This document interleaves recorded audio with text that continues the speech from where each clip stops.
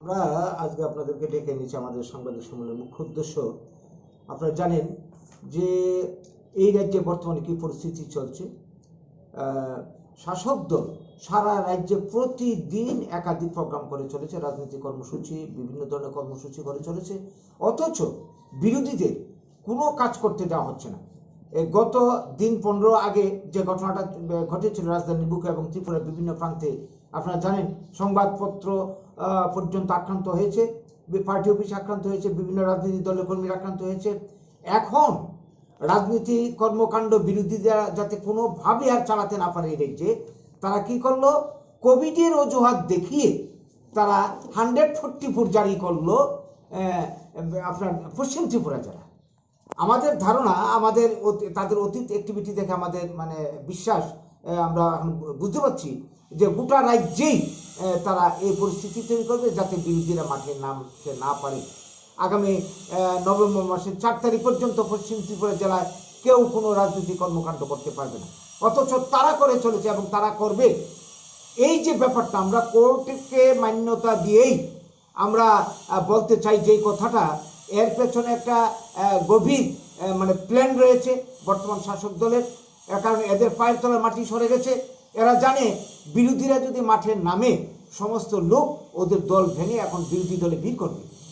তো ওদেরকে আটকানোর জন্যেই এরা প্রশাসনকে ব্যবহার করছে এখন।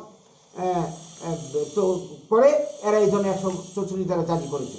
এই জিনিসটা গণতান্ত্রিক রাষ্ট্রের সবাই কথা বলার অধিকার আছে, বাক স্বাধীনতা আমাদের মৌলিক অধিকার। এই মৌলিক অধিকার হরণ করে গায়ের জুড়ে প্রশাসনিক ক্ষমতা কাজে লাগিয়ে আমাদের কণ্ঠকে স্তব্ধ করে দেবে, মানুষের কণ্ঠকে, এটা আমরা কোনোভাবেই মেনে নিতে পারি না। আমরা বাঙালি ত্রিপুরা রাজ্য কমিটি শাসক দলের এই ধরনের অগণতান্ত্রিক কার্যকলাপের তীব্র নিন্দা এবং ধিক্কার জানাচ্ছে। এবং আমরা মাননীয় কোর্ট সহ যারা রয়েছেন আইনের কর্ণধার, আমরা দাবি জানাচ্ছি যে এই রাজ্যে কোভিডের অজুহাত দেখানোর এখন কোনো প্রশ্ন নেই, কারণ কোভিড অনেকটা নিয়ন্ত্রণ এসছে। কাজেই কোভিডের অজুহাত দেখিয়ে বিরোধী দলকে রাজনৈতিক কর্মকাণ্ড থেকে দূরে সরিয়ে রাখা চলবে না। পরিবেশ তৈরি করা হোক ত্রিপুরাতে, যাতে সবাই তার বক্তব্য নিয়ে, তার দাবি নিয়ে মানুষের স্বার্থে মানুষের পাশে যেতে পারে, আন্দোলন যাতে করতে পারে, এটা আমাদের দাবি। 2 নম্বর, সেই সঙ্গে আমাদের আজকের এই সাংবাদিক সম্মেলনে একটা বক্তব্য, সেটা হচ্ছে আগামী 27 তারিখে গোটা ভারতব্যাপী এই 3টি কৃষি আইন বাতিলের দাবিতে সারা ভারতের অনেকগুলি কর্ষক সংগঠন মিলিতভাবে যে ভারত বন্ধের ডাক দিয়েছে, আমরা তাকে পূর্ণ সমর্থন জানাচ্ছি।